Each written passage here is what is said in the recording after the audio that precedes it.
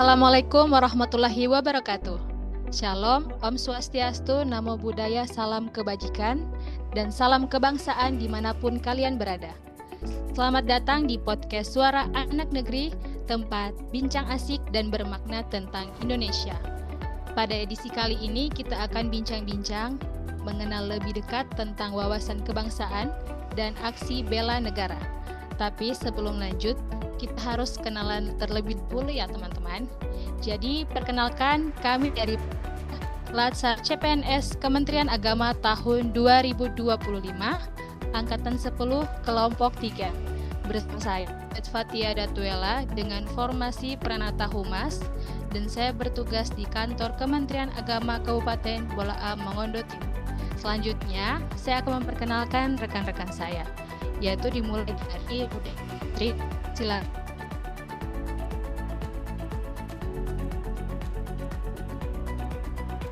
Oke, terima kasih Fatia atas kesempatan yang diberikan. Baiklah, saya akan memperkenalkan diri. Nama saya Putri Muhaling, asal saya dari Bitung, dan sekarang saya merupakan CPNS yang ditempatkan di MTS Negeri 3 Bolaang Mongondo Timur.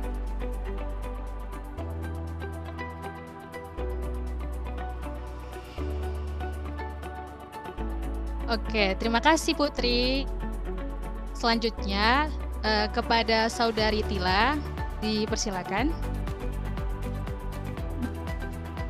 Halo semuanya, perkenalkan saya Tila Alfionita Mokolintad, formasi penyuluh agama Islam, dan saat ini saya penempatan di KUA Kecamatan Modayak Barat, Kabupaten Bolaang Mongondo Timur. Saya berasal dari Desa Kopandakan 2, Kabupaten Bolaang Mongondo. Terima kasih.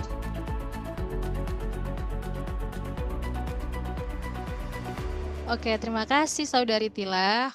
Oke, yang terakhir yaitu Saudara Septian, dipersilakan. Oke, terima kasih moderator.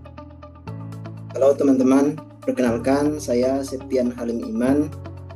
Ya, saya merupakan CPNS yang ditempatkan di Min 1 Bolaang Mongondo Timur, formasi guru ahli pertama guru kelas, dan saya berasal dari Kabupaten Bolaang.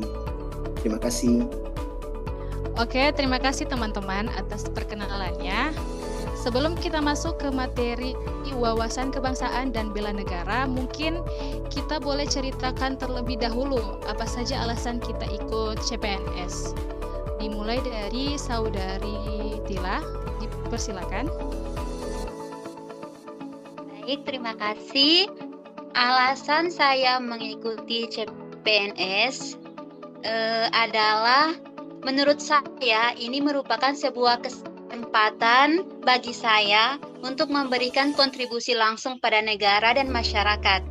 Saya sebagai seorang penyuluh agama Islam dapat berpartisipasi dalam penyuluhan keagamaan dan pembangunan yang berkelanjutan melalui bahasa agama kepada masyarakat.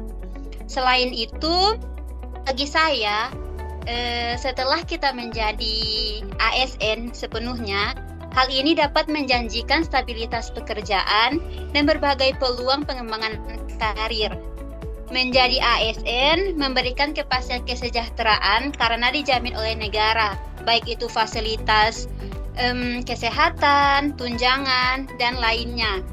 Sehingga saya dapat menjalankan tugas saya tanpa perlu mengkhawatirkan hal-hal yang lain. Dan selanjutnya alasan saya yang terakhir adalah saya ingin menjadi menantu idaman mertua. Terima kasih.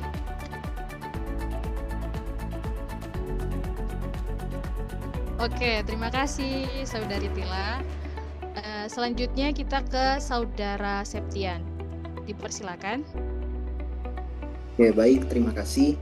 Jadi alasan saya menjadi bagian dari CPNS adalah saya ingin mengabdi kepada negara, khususnya dalam dunia pendidikan, sama seperti linearitas yang saya ambil pada saat mengikuti pengangkatan ini. Berikutnya, saya ingin berkontribusi dalam hal pembangunan bangsa dan negara, begitupun dalam sumber daya manusianya, dan mewujudkan pelayanan publik yang lebih baik di dalam dunia pendidikan. Itu saya kembalikan ke moderator.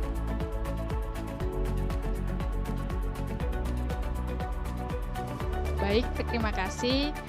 Selanjutnya kita akan mendengarkan alasan mengapa kita harus memilih CPNS dari Saudari Putri. Silakan Saudari Putri.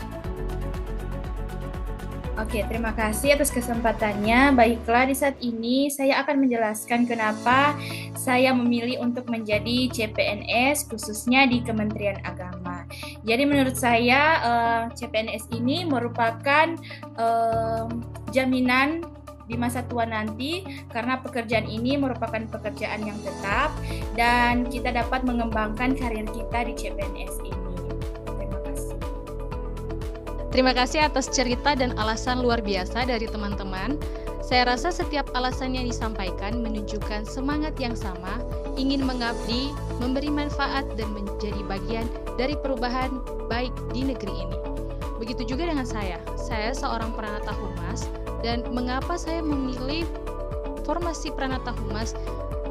Karena saya memang mempunyai minat besar di dunia komunikasi. Saya senang menyampaikan sebuah informasi, membangun narasi yang sangat positif, dan jadi penghubung antara pemerintah dan masyarakat. Menurut saya, humas bukan hanya soal publikasi, tapi juga soal kepercayaan, dan saya ingin jadi bagian dari itu, membangun kepercayaan lewat komunikasi yang baik. Oke, mungkin kita bisa lanjut ke pertanyaan yang kedua. Kira-kira nih, menurut teman-teman, apa makna dari sebuah wawasan kebangsaan? Mungkin kita bisa mulai dari Saudari Putri. Silakan Saudari Putri. Oke, terima kasih Fatia atas kesempatan yang diberikan. Dan saat ini kita akan mendiskusikan apa sih itu wawasan kebangsaan dan mengapa kita sebagai CPNS atau aparatur sipil negara perlu untuk memiliki wawasan kebangsaan ini. Jadi teman-teman, Indonesia merupakan negara yang majemuk. Masyarakat Indonesia memiliki berbagai macam perbedaan mulai dari suku, ras, agama, ataupun budaya. Nah, hal ini akan mengakibatkan kecenderungan timbulnya konflik antar masyarakat yang akan memicu isu yang lebih serius yang akan mengancam kesatuan dan persatuan bangsa.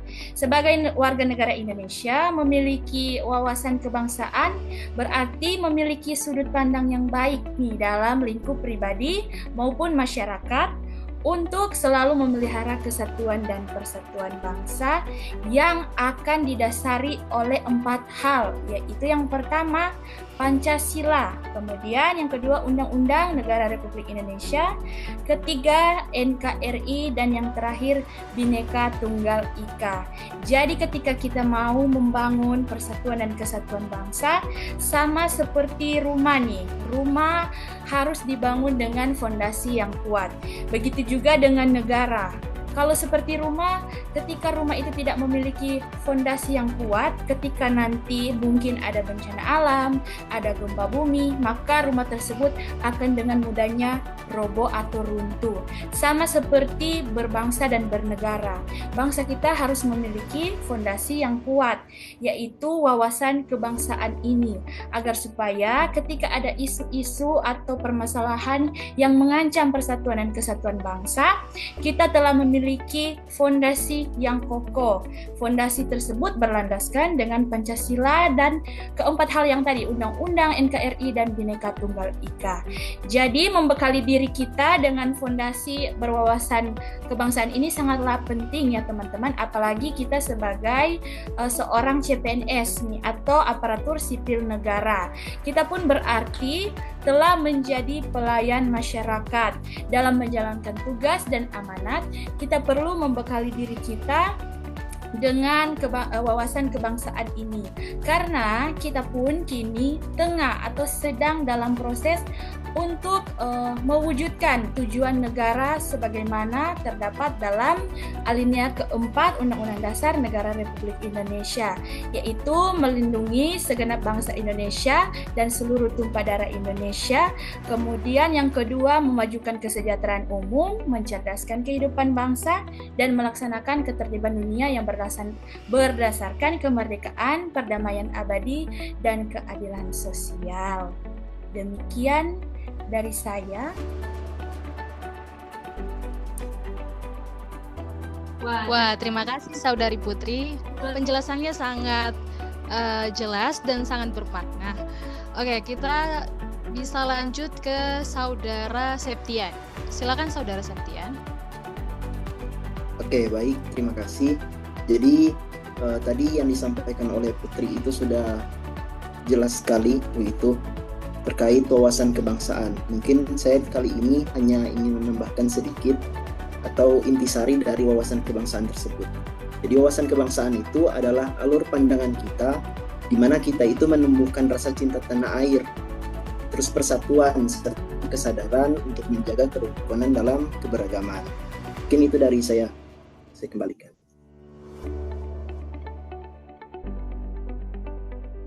Oke, terima kasih Saudara Septian.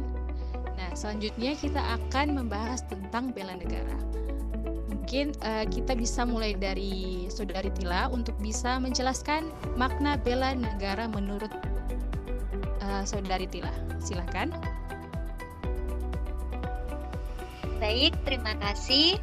Bagi saya sendiri, bela negara adalah perilaku atau tindakan kita sebagai warga negara yang memiliki tekad yang kuat dalam menjaga keutuhan negara, keutuhan wilayah, dan keselamatan bangsa dan negara sebagai perwujudan kita dari rasa cinta kepada negara kita sendiri. Nah, menyambung yang tadi, kita sebagai ASN, sebagai seorang abdi negara, agar dapat menjalankan tugas kita sebagai seorang abdi negara, maka kita harus mengenal terlebih dahulu negara kita sendiri, sehingga kita bisa menjalankan tugas kita dengan baik dan terarah sesuai dengan apa yang menjadi cita-cita negara kita. Contoh nyata dari bela negara sendiri sebenarnya sangat dekat dengan kehidupan kita, seperti menjaga kebersihan lingkungan, datang ke tempat kerja tepat waktu, dan mematuhi setiap aturan-aturan negara kita. Terima kasih. Sama-sama Saudari Tila. Benar apa yang dikatakan oleh Saudari Tila. Bela negara adalah wujud cinta kita kepada tanah air yang diekspresikan lewat sikap, tindakan, dan tanggung jawab kita sebagai warga negara. Ketika kita bekerja jujur, ketika kita disiplin, menjaga integritas, dan memberikan pelayanan terbaik bagi masyarakat, itu adalah bentuk bela negara. Di tengah kemajuan zaman yang deras arus informasi seperti sekarang ini, bela negara juga berarti menjaga pikiran, hati, agar tetap cinta damai, tidak mudah terpecah, dan selalu berpikir untuk kebaikan bersama. Karena hari ini musuh bangsa itu bukan hanya penjajah, tapi juga berita hoaks, korupsi, intoleransi, dan perpecahan. Jadi setiap langkah kecil kita untuk menolak semua itu, itulah wujud bela negara di era sekarang. Terima kasih teman-teman. Mungkin kita bisa lanjut kembali ke materi selanjutnya. Kita akan bahas seputar isu-isu hangat saat ini yang terkait dengan wawasan kebangsaan dan aksi bela negara. Mungkin boleh dimulai dari Saudari Putri. Kepada Saudari Putri, silakan. Oke, terima kasih Fatia. Jadi sebenarnya Indonesia sebagai bangsa yang majemuk akan juga diperhadapkan dengan masalah-masalah yang majemuk dan kompleks, yaitu banyak sekali isu-isu yang mengancam persatuan dan kesatuan bangsa. Nah, isu yang akan saya angkat yang saat ini mengancam generasi penerus bangsa adalah salah satunya itu penggunaan obat-obatan terlarang nih, atau narkoba. Jadi sebagai contoh nih, kalau kita melihat YouTube dari Tarsius, asalnya dari kota Bitung, Tarsius. Jadi di Tarsius itu setiap hari mereka melakukan patroli di malam hari.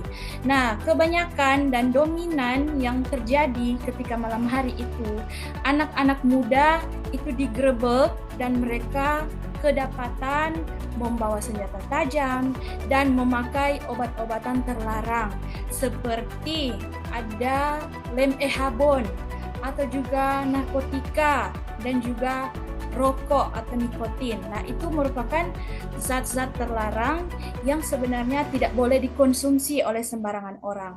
Nah, bagaimana kita mengatasi hal tersebut adalah diperlukan kerjasama nih antar pemerintah maupun orang tua dalam pembinaan sedari dini kepada generasi penerus bangsa kita. Pembelajaran tentang pendidikan karakter dan juga akhlak kepada anak-anak penerus bangsa ini, karena pendidikan karakter sejak dini itu akan mewujudkan tujuan bangsa kita, yaitu mencerdaskan kehidupan bangsa. Jadi kita harus mempersiapkan penerus bangsa yang mumpuni, bebas narkoba, memiliki rasa cinta tanah air dan bela negara. Terima kasih.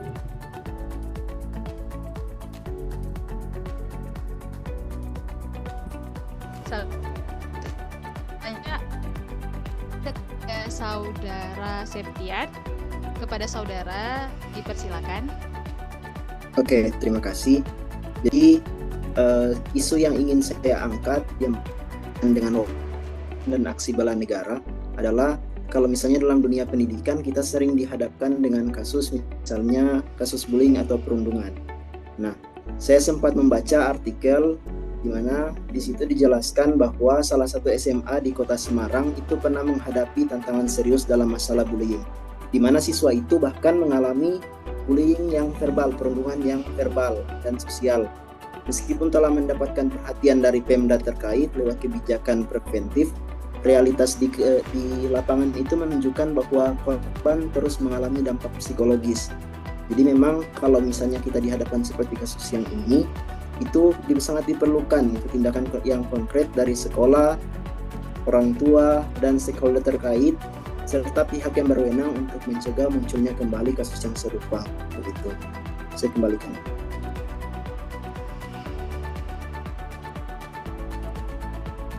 Baik, terima kasih Saudara Septian. Selanjutnya kita ke Saudari Tila. Kepada Saudari Tila dipersilakan.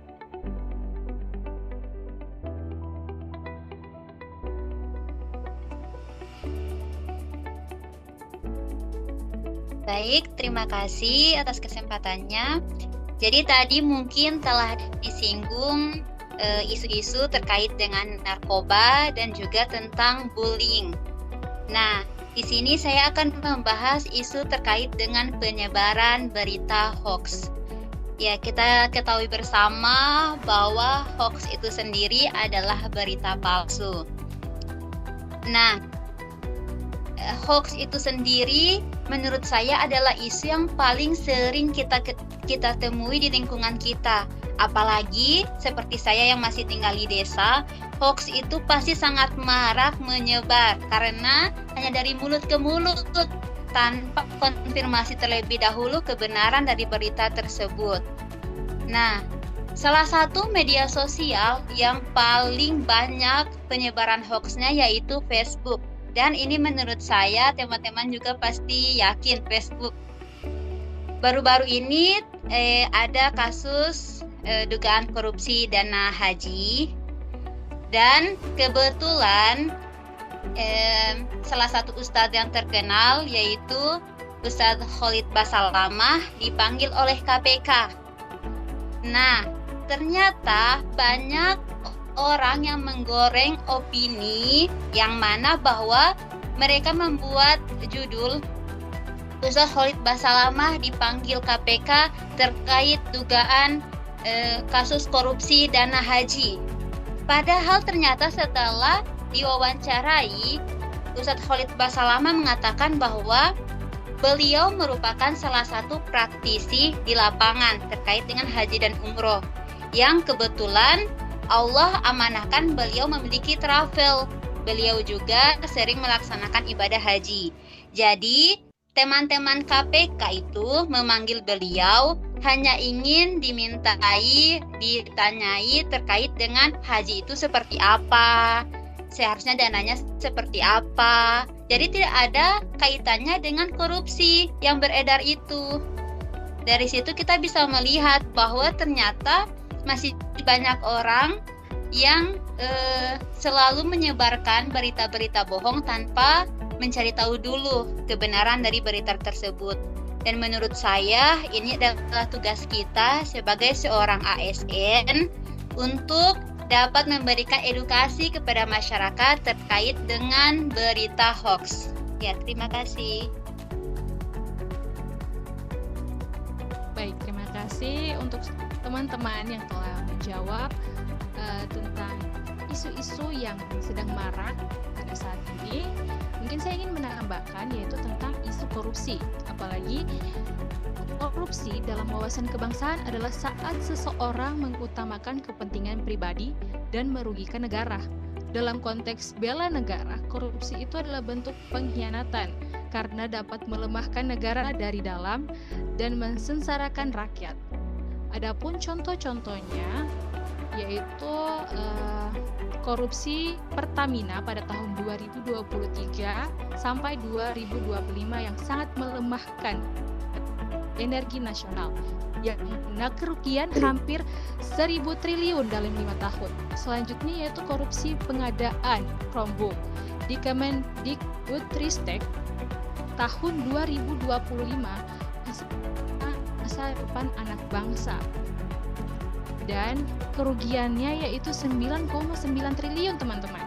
Selanjutnya korupsi dana BOS dan barang sekolah di Bekasi dan daerah istimewa Yogyakarta pada tahun 2023 dan 2025. Selanjutnya yaitu suap dan jual beli jabatan di pemerintah.